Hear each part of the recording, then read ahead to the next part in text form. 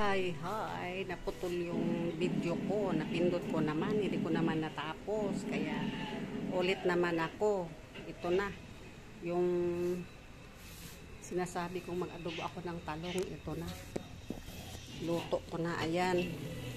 Ilagay ko na at lagyan ko ng lamas, ahos, onions, siling pahaba, at ito naman ang isusunod ko.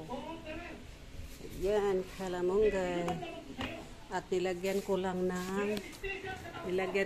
ng pork cubes, pangpalasa.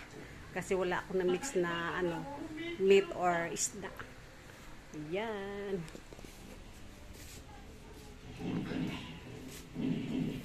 Ayan. Nakuluan ko para maluto ng ilang minuto. Ayan. Kayin ko muna.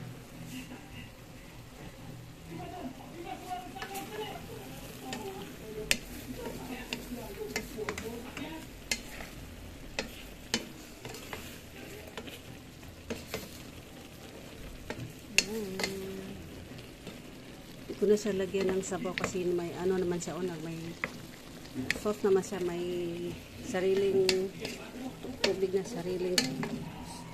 tubig ng talong, kaya hindi ko na siya lagyan ng tubig para mas masarap sa sarili niyang water. Yan, anuhan ko muna ng ilang minuto. Na, ilagay ko na yung kalamunggay. Yan.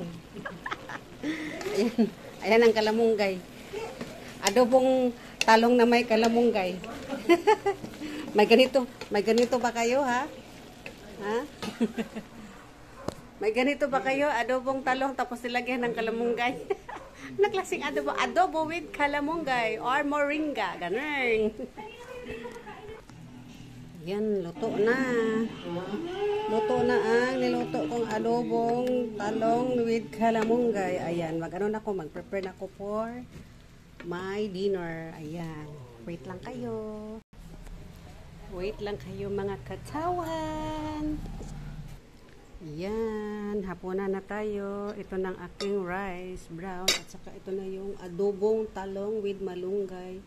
At saka may wow ulam. At saka may may banana. At saka water. Ayan.